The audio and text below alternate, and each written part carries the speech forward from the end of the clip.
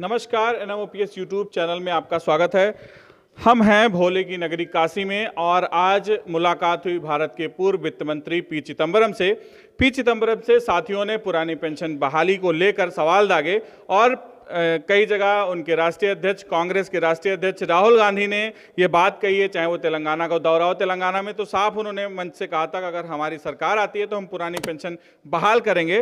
तो हमने जब सवाल उनसे पूछा पी चिदम्बरम से कि आपकी पार्टी क्या कर रही है, राष्ट्रीय अध्यक्ष राहुल गांधी ने पेंशन बहाली को लेकर कहा है तो आपकी सरकार आएगी तो क्या करेंगे, तो उन्होंने जवाब, जबकि राहुल गांधी ने तेलंगाना की रैली में कहा था कि जब हमारी सरकार आएगी तो हम पुरानी पेंशन बहाल करेंगे। उनसे एक सवाल और पूछा गया कि जो आपके राज्य हैं जहां पे आपकी सरकार है वहां पे क्या आप पुरानी पेंशन बहाल करेंगे, लेकिन उस पर भी उन्होंने कोई जवाब नहीं दिया और बिना जवाब दिए गाड़ी में बैठकर सीधा एयरपोर्ट चले गए। अब ये देखना होगा कि क्या वो अपने राष्ट्रीय अध्यक्ष की बात नहीं मानते चूंकि उन्होंने जवाब नहीं दिया।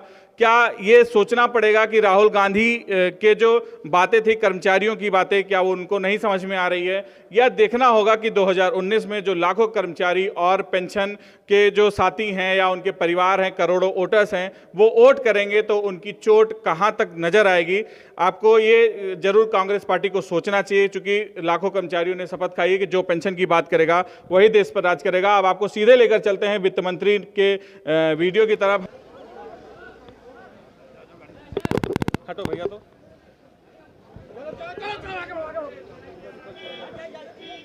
आप पीछे रहिए ना, रिकॉर्डिंग इधर आइए।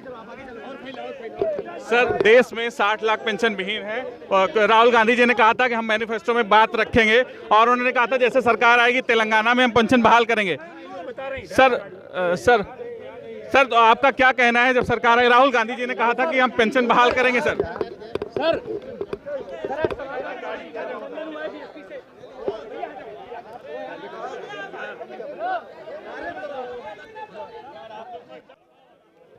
हालांकि जब वाराणसी की टीम जिला अध्यक्ष विनोद यादव के नेतृत्व में पहुंची, उनको ज्ञापन दिया पुरानी पेंशन बहाली को लेकर, तो उनके सहयोगियों ने भी तारीफ करी और उन्होंने कहा कि पेंशन का मुद्दा एक वास्तविक जेन्युइन मुद्दा है, इसको होना चाहिए। और उन्होंने सहर्ष वित्त मंत्री ने, पूर्व वित्त मंत्री पी चिदम्बरम साहब ने ज्ञापन सौंपा और मुस्कुराकर उन्होंने जवाब दिया। लेकिन जब माइक पर आते हैं, जब अपनी बाइट देते हैं, जब वो बात करते हैं, सीधा रूबरू होते हैं, तो उन्होंने अपने जवाब में सिर्फ नो का दिया है। अब ये देखना होगा कि कांग्रेस कितना सीरियसली लेती इस मुद्दे को। पुरानी पेंशन बहाली कर्मचारियों का अहम मुद्दा है और लोकसभा चुनाव में डंके की चोट पर ये वोट करेंगे सारे कर्मचारी, इसको बात को गौर से देखना होगा।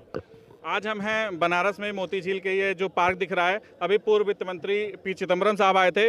राहुल गांधी जी जहां रैली में जाते हैं वो पुरानी पेंशन की बात करते हैं, लाखों कर्मचारियों की बात करते हैं, उनके परिवारों की बात करते हैं। लेकिन आज जब पी चिदम्बरम साहब से पूछा गया कि क्या आप मैनिफेस्टो में अपनी बात रखेंगे, क्या आप पुरानी पेंशन बहाली की बात उठाएंगे, तो उन्होंने सीधे से नकार दिया। उन्होंने जवाब तक नहीं दिया और सीधे चले गए। इतनी भीड़ में 60 लाख पेंशन विहीनों को आज कांग्रेस ने फिर से अनदेखा किया है। जैसा कि राहुल गांधी जी कहते हैं कि तेलंगाना में हमारी सरकार आएगी तो करेंगे, चुनाव हो गया, बातें खत्म हो गई। लेकिन जहां जहां इनकी पार्टी की सरकार है वहां पे कर्मचारियों की बात, 60 लाख पेंशन विहीनों की बात, उनके करोड़ों परिवारों की बात को अनदेखी किया जा रहा है। ये 2019 में लोकसभा चुनाव है, कर्मचारी, शिक्षक, अधिकारी इसको बात को गौर से नोट कर लिए हैं। जो पेंशन की बात करेगा वही देश पर राज करेगा। आज हमारे साथ पूरी बनारस की टीम है और आज जिस तरह बर्ताव किया गया है पी चिदम्बरम द्वारा वो ठीक नहीं है। कर्मचारियों के बारे में सोचना पड़ेगा, कोई भी सरकार आएगी उसको सोचना पड़ेगा, जानना पड़ेगा। नहीं तो इन्होंने कहा है, जो अभी रामलीला मैदान दिल्ली में 26 नवंबर को धरना हुआ था, उन्होंने कहा था कि जो पेंशन की बात करेगा उसी को वोट करेंगे। कसम भी खाई है, ओथ भी लिया है पूरी राष्ट्रीय टीम ने, पूरे देश के युवाओं ने। अब देखना है 2019 में कांग्रेस के लिए भारी पड़ता है या वो आगे बढ़ते हैं। बने रहिए हमारे साथ।